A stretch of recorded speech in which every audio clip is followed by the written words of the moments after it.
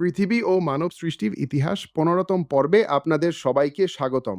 আজকে আলোচনার বিষয় হজরত লূত আলাইহিস সালামের জীবন। হজরত লূত আলাইহিস সালাম একটি জাতির পতনের হৃদয় বিদারক ইতিহাস।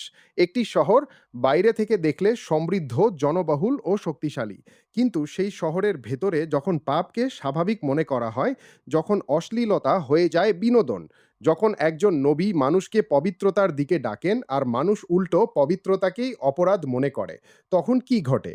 এক রাতে মাত্র কয়েকজন ফেরেশাতা মানুষের রূপে সেই শহরে প্রবেশ করলেন। তারা জানতেন এই শহরের মানুষের জন্য আর কোনো সুযোগ অবশিষ্ট নেই। কিন্তু সেই রাতেই ঘটতে যাচ্ছিল এমন এক ঘটনা যার কথা কুরআন কিয়ামত পর্যন্ত মানুষের জন্য সতর্ক বার্তা হিসেবে সংরক্ষণ করেছে। সেই শহরের নাম ছিল সাদুম এবং তার আশপাশের জনপদ। আর সেই জাতির মাঝে আল্লাহ পাঠিয়েছিলেন একজন নবী, হজরত লূত আলাইহিস সালাম। ইব্রাহিম আলাইহিস সালামের সঙ্গী থেকে একজন ছিলেন নবী লূত আলাইহিস সালাম। হজরত ইব্রাহিম আলাইহিস সালামের ঘনিষ্ঠ আত্মীয় ও তার প্রতি ঈমান আনয়নকারীদের একজন।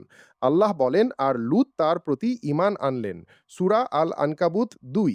এরপর আল্লাহ লূত আলাইহিস সালামকে নবী হিসেবে মনোনীত করেন এবং এমন এক জাতির কাছে পাঠান যারা নৈতিক অধঃপতনের গভীরে ডুবে গিয়েছিল, যে সমাজে পাপ হয়ে গিয়েছিল স্বাভাবিক।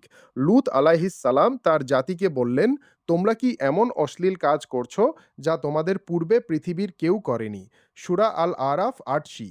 তিনি তাদের আল্লাহকে ভয় করতে বললেন, তওবার আহ্বান জানালেন, পবিত্র জীবন বেছে নিতে বললেন, কিন্তু মানুষ যখন নিজের প্রবৃত্তির দাস হয়ে যায়, তখন সত্যের কথা তার কাছে সবচেয়ে কঠিন কথা মনে হয়। তারা লূত আলাইহিস সালামের কথা শুনল, বরং তারা বলল, লূতের পরিবারকে তোমাদের শহর থেকে বের করে দাও। তারা তো এমন লোক যারা পবিত্র থাকতে চায়। সূরা আন নামল ৫৫। ভাবুন, যে সমাজে পাপ সম্মানের বিষয় হয়ে দাঁড়ায়, সেখানে পবিত্রতা হয়ে যায় অপরাধ। একজন নবীর অসহায় আহ্বান লূত আলাইহিস সালাম বছরের পর বছর তাদের বোঝালেন। তিনি তাদের ধ্বংস চাননি। তিনি চেয়েছিলেন তারা ফিরে আসুক। তারা আল্লাহর কাছে ক্ষমা চাইুক, তাদের জীবন পরিবর্তন করুক। কিন্তু তারা অহংকারে অটল রইল। অবশেষে তারা এমন পর্যায়ে পৌঁছাবে যে আল্লাহর পক্ষ থেকে তাদের শাস্তির সিদ্ধান্ত নির্ধারিত হয়ে গেল। অচেনা অতিথিরা একদিন হজরত লূত আলাইহিস সালামের ঘরে কয়েকজন অপরিচিত অতিথি এলেন। তারা ছিলেন আল্লাহর প্রেরিত ফেরেশতা, কিন্তু তারা মানুষের আকৃতিতে এসেছিলেন। লূত আলাইহিস সালাম তাদের দেখে চিন্তিত হয়ে পড়লেন, কারণ তিনি জানতেন এই জাতি অতিথিদের ব্যাপারে কি করতে পারে। কিছুক্ষণ পর খবর ছড়িয়ে পড়ল, লূতের বাড়িতে সুন্দর কিছু অতিথি এসেছে। তারপর মানুষ দল বেঁধে তার বাড়ির দিকে ছুটে এলো।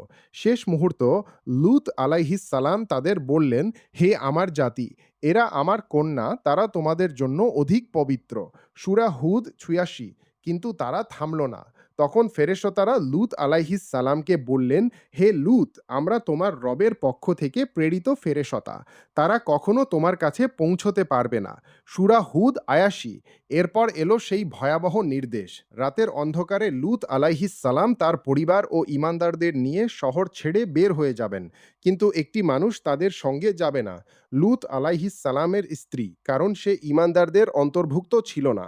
যে রাতের পর আর কোনো সকাল আসেনি। লূত আলাইহিস সালাম ও তার সঙ্গে থাকা মুমিনরা শহর ছেড়ে চলে গেলেন। তারপর আল্লাহর নির্দেশ এসে গেল। কুরআন সেই দৃশ্যকে এভাবে বর্ণনা করে, অতঃপর যখন আমাদের নির্দেশ এসে পৌঁছালো, তখন আমরা তার উপরিভাগকে নিম্নভাগ করে দিলাম এবং তার উপর ক্রমাগত পাথরের কঙ্কর বর্ষণ করলাম। সূরা হুদ ৮২। একটি জাতি যারা ভেবেছিল তারা শক্তিশালী, তারা ভেবেছিল কেউ তাদের থামাতে পারবে না। কিন্তু আল্লাহর শাস্তি যখন আসে, তখন কোনো শক্তি, কোনো সম্পদ, কোনো জনসংখ্যা এবং কোনো অহংকারী মানুষকে রক্ষা করতে পারে না। শেষ শিক্ষা, লূত আলাইহিস সালামের কাহিনী শুধু অতীতের একটি ঘটনা নয়, এটি আমাদের জন্য একটি সতর্ক বার্তা।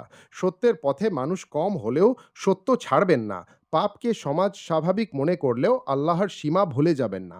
আর মনে রাখবেন, নবীর ঘরে জন্ম নেওয়াও কাউকে রক্ষা করতে পারে না, যদি তার নিজের ঈমান ও আমল না থাকে।